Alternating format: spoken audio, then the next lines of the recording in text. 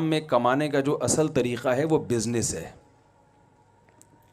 پھر میں بعد میں بتاؤں گا کہ ایک مسلمان تاجر میں اور ایک غیر مسلم میں کیا فرق ہوتا ہے. تجارت کی فضیلت قرآن سے بھی ثابت، احادیث سے بھی ثابت. قرآن مجید میں اللہ تعالیٰ نے جہاں بھی کمانے کا ذکر کیا ہے، پیسوں کا ذکر کیا ہے، تو اس میں تجارت کے ذریعے کمائی کا ذکر ہے. ملازمت کے ذریعے کمائی کا کہیں ذکر ملتا ہی نہیں ہے. سورہ جمعہ جب نازل ہوئی تو ہوا یہ تھا کہ رسول اللہ صلی اللہ علیہ وسلم جمعہ کا خطبہ دے رہے تھے. ایک تجارتی قافلہ آیا تو کچھ صحابہ اٹھ کے اس سے تجارت کرنے چلے گئے. قرآن نے کہا وَإِذَا رَأَوْا تِجَارَةً أَوْ لَهْوًا انفَضُّوا إِلَيْهَا وَتَرَكُوكَ قَائِمًا. اے نبی، جب یہ لوگ کوئی تجارت دیکھتے ہیں تو خطبے میں آپ کو چھوڑ کے چلے جاتے ہیں. صحابہ کو تنبیہ کی کہ آئندہ ایسا نہیں کرنا. اس سے یہ بھی پتہ چلتا ہے کہ صحابہ کے کمانے کا ذریعہ کیا تھا؟ بزنس، تجارت. سورہ مزمل میں دوسرے رکوع میں اللہ رب العزت نے فرمایا، سورہ مزمل کے پہلے رکوع میں تہجد کا حکم دیا گیا ہے. دوسرے رکوع میں اللہ نے فرمایا کہ ساری رات تہجد پڑھنا تمہارے ذمہ ضروری نہیں ہے، کیونکہ تمہارے دن میں بھی کچھ کام ہوتے ہیں. میں سمجھا پا رہا ہوں اپنی بات؟ سمجھ کوئی مشکل تو نہیں ہو رہی نا؟ ظاہر ہے رات کو آرام بھی کرنا ہے کیونکہ دن میں بہت ساری ایکٹیویٹیز ہیں. تو قرآن بیان کرتا ہے کہ تم نے دن میں 2 اہم ترین کام کرنے ہوتے ہیں جس کی وجہ سے رات کو سویا بھی کرو، ساری رات تہجد نہ پڑھو. وہ 2 اہم ترین کام کیا ہیں؟ آخرون یقاتلون فی سبیل اللہ. دن میں تمہاری لڑائی بھی ہوتی ہے، جہاد بھی ہوتا ہے، تو تمہیں آرام بھی چاہیے. اور کیا؟ یضربون فی الارض یبتغون فضلا من اللہ ورضوانا. تم میں بہت سے لوگ تجارت کرتے ہیں، مزاربت بھی تجارت کی ایک قسم ہے، اور وہ اللہ کا جو فضل ہے، روزی ہے، اس کو تلاش کر رہے ہوتے ہیں. تو صحابہ کے 2 کام بیان کیے گئے ہیں جن کی وجہ سے رات کو ان کو ریسٹ کرنے کا حکم دیا جا رہا ہے. ایک میدان جنگ میں لڑائی، اور دوسرا کیا ہے؟ پیسے کمانے کے لیے بزنس. اس کی وجہ سے ان کو رعایت دی جا رہی ہے کہ پوری رات آپ نے تہجد میں نہیں گزار. اس سے بھی پتہ چلتا ہے کہ صحابہ کے کمانے کا ذریعہ کیا تھا. میں نے کہا نا کچھ سوال پوچھوں تو جواب آپ دیں گے. تجارت. یہ تو پتہ نہیں انگریزوں کے آنے کے بعد ہم کماؤ پوت بنے ہیں. دفتروں میں جا کے کوئی کلرک بن کے بیٹھا ہوا ہے، اور کوئی، مجھے تو چونکہ یہاں سارے تاجر ہیں اس لیے مجھے کوئی شرمندگی نہیں ہوگی بیان کرنے میں، ورنہ میں کبھی بیان کرتا ہوں مجھے ڈر لگتا ہے کہ کوئی اپنی بے عزتی محسوس نہ کرے.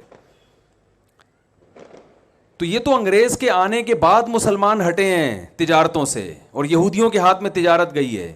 مسلمانوں کے کمانے کا جو ذریعہ ہوا کرتا تھا وہ بزنس ہوتا تھا، وہ ملازمت نہیں ہوتی تھی.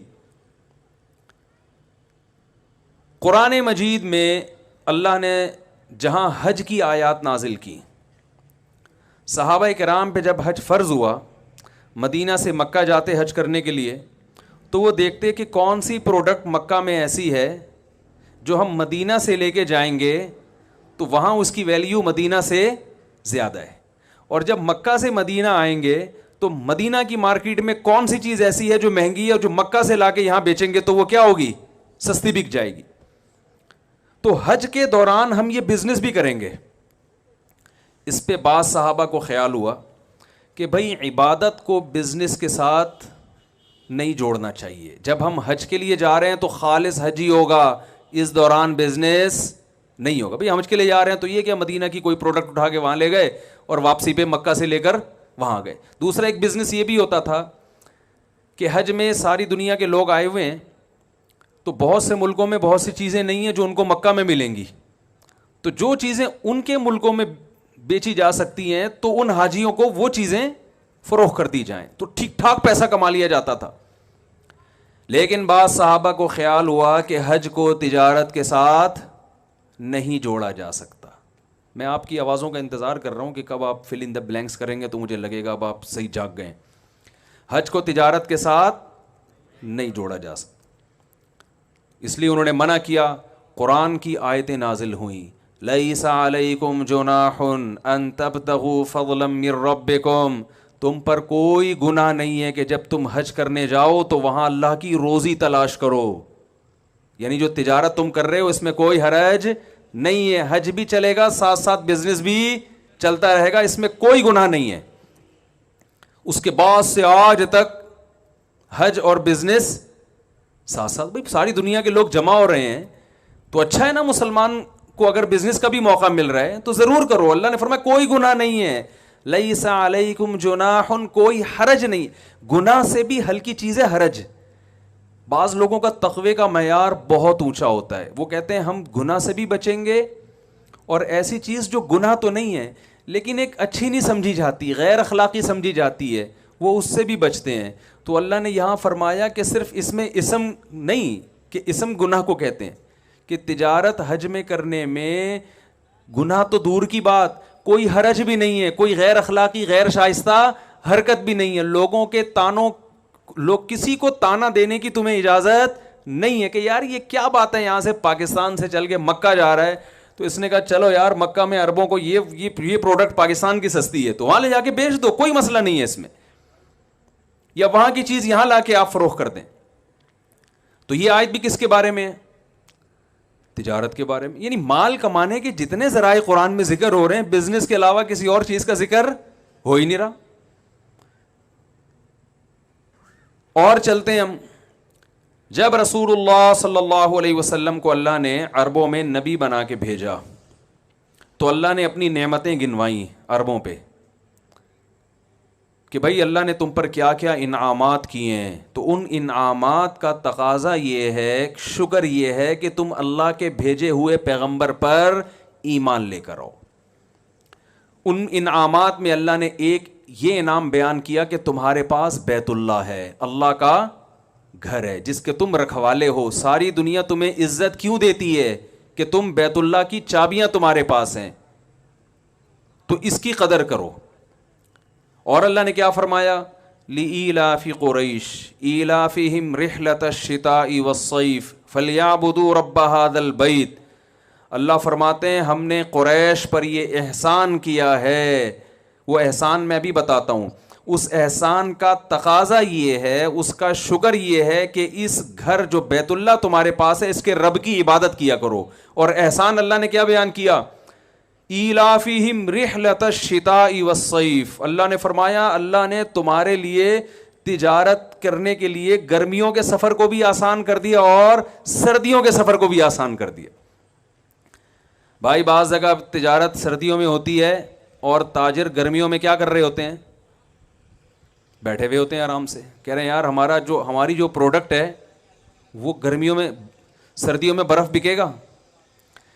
بھائی آپ برف کی دکان کھول کے بیٹھ گئے دسمبر میں، ٹھیک ہے نا، اور ٹائمنگ اس کی رات 12 بجے سے صبح 6 بجے تک، تو وہ بکے گی؟ ہر چیز کا موسم ہوتا ہے نا. تو اللہ فرماتے ہیں ہم نے تم پہ تجارت کے ایسے دروازے کھولے ہیں کہ تم شام کا سفر کرتے ہو بزنس کے لیے، گرمیوں میں بھی کرتے ہو اور سردیوں میں. کتنی بڑی اللہ نے نعمت کے طور پہ بیان کیا.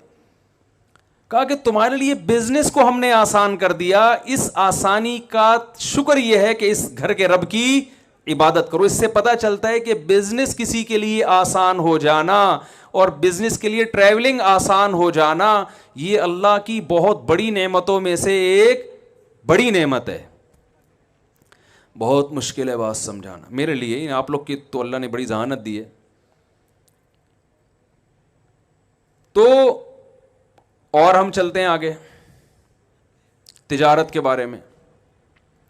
ہم رسول اللہ صلی اللہ علیہ وسلم کی سیرت میں دیکھتے ہیں آپ جب بھی مال کمانے کی مثالیں دے رہے ہیں تو تجارت ہی کی مثالیں دے رہے ہیں. ایک شخص آیا آپ صلی اللہ علیہ وسلم کے پاس بھیک مانگنے کے لیے. عرض کیا یا رسول اللہ پیسے چاہیے. آپ صلی اللہ علیہ وسلم نے فرمایا کیا تمہارے پاس کچھ ہے نہیں گھر میں؟ یعنی آپ صلی اللہ علیہ وسلم اسے بھیک سے بچانے کے لیے کمانے پہ ڈالنا چاہتے تھے. تو آپ یہ بھی کہہ سکتے تھے کہ جاؤ فلاں کے ہاں ملازمت کرو جا کے. آپ نے یہ نہیں فرمایا. فرمایا تمہارے پاس کچھ بھی نہیں ہے؟ انہوں نے کہا کچھ بھی نہیں. کہا کچھ تو ہوگا. وہ ایک پیالہ اٹھا کے لے آئے. آپ صلی اللہ علیہ وسلم نے فرمایا اس پیالے کو کون خریدے گا؟